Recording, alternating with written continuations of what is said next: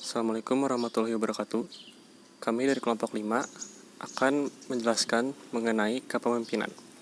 Nama saya Alvan Parza Kusuma yang akan menjelaskan mengenai landasan normatif, syarat muslim, dan amanah. Saya Mugi Pangestu yang akan menjelaskan tentang adil dan juga karakter kepemimpinan Islam.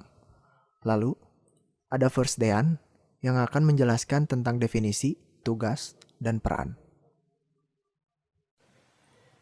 Kepemimpinan merupakan suatu proses mempengaruhi kegiatan seseorang atau kelompok dalam situasi tertentu untuk mencapai tujuan bersama. Di dalam kepemimpinan, ada seorang yang disebut pemimpin yang memiliki tugas dan peran bergerak lebih awal, mempelopori, mengarahkan pikiran orang lain, membimbing serta menggerakkan orang lain melalui pengaruhnya. Menurut Wahyu Sumijo, seorang penulis buku tentang kepemimpinan, seorang pemimpin wajib memiliki 3 hal berikut. Yang pertama ada kepribadian, di mana kepribadian seorang pemimpin harus memberikan contoh yang baik kepada para pengikutnya. Lalu ada kemampuan, di mana kemampuan merupakan suatu modal utama bagi seorang pemimpin untuk meraih tujuan kelompoknya. Serta ada kesanggupan, seorang pemimpin wajib memiliki mental yang kuat dan bertanggung jawab atas kepemimpinannya. Fungsi seorang pemimpin diantaranya sebagai berikut. Yang pertama ada fungsi instruktif, yaitu pemimpin sebagai komunikator yang menentukan isi perintah, cara mengerjakan perintah, dan keputusan yang akan diambil. Lalu yang kedua ada fungsi konsultatif, di mana seorang pemimpin memberikan fungsi sebagai bentuk dari komunikasi antara pemimpin tersebut dan anggotanya. Yang ketiga ada fungsi partisipasi, yaitu pemimpin dapat mengaktifkan anggotanya dalam pengambilan keputusan maupun melaksanakannya. Yang keempat ada fungsi delegasi, pemimpin memberikan wewenang yang membuat atau menetapkan kepercayaan kepada anggotanya untuk bertanggung jawab. Yang kelima, ada fungsi pengendalian di mana seorang pemimpin dapat membimbing, mengarahkan, koordinasi, dan pengawasan terhadap aktivitas anggotanya.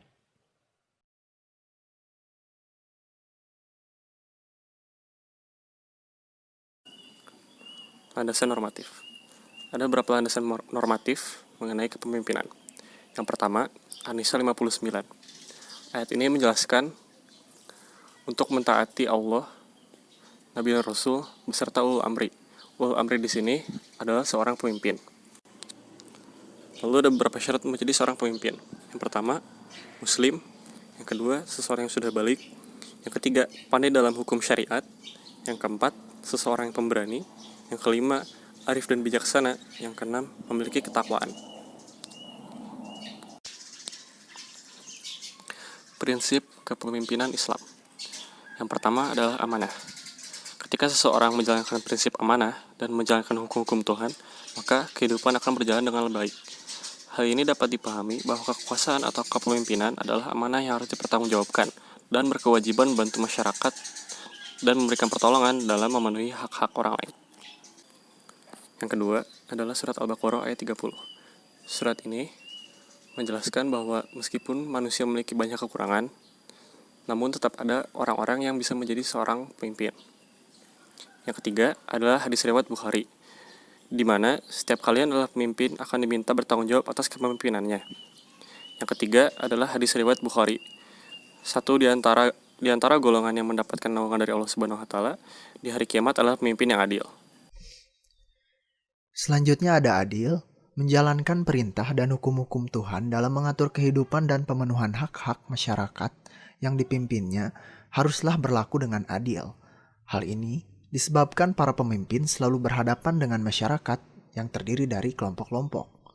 Proses politik juga berhadapan dengan berbagai kelompok golongan. Seorang yang terpilih menjadi pemimpin harus mampu berdiri di atas semua golongan. Selanjutnya ada karakter kepemimpinan Islam.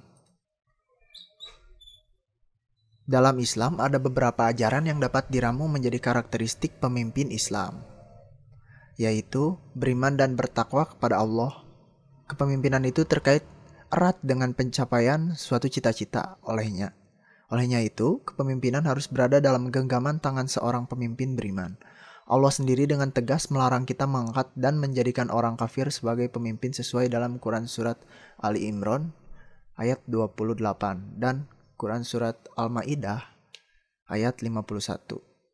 Selanjutnya ada jujur dan bermoral.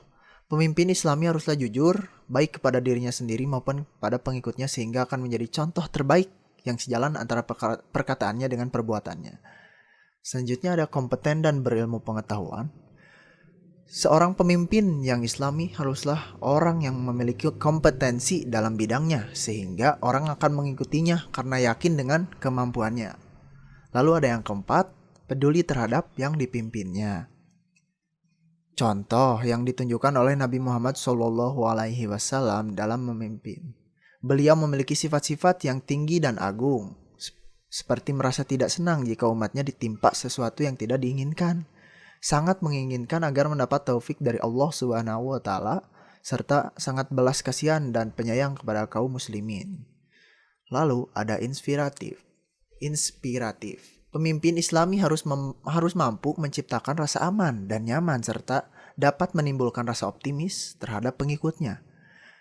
Lalu yang keenam ada sabar. Seorang pemimpin Islami haruslah memiliki sikap sabar dalam menghadapi segala macam persoalan dan keterbatasan serta tidak bertindak tergesa-gesa dalam pengambilan keputusan. Yang ketujuh ada rendah hati. Seseorang pemimpin Islami perlu memiliki sikap rendah hati dengan tidak suka menampakkan kelebihannya dalam bentuk riya dan menjaga agar tidak merendahkan orang lain. Lalu yang terakhir yang kedelapan ada musyawarah. Pemimpin Islami haruslah mencari dan mengutamakan cara-cara dan jalan musyawarah untuk memecahkan setiap persoalan. Terima kasih telah menonton video presentasi kami. Wassalamualaikum warahmatullahi wabarakatuh.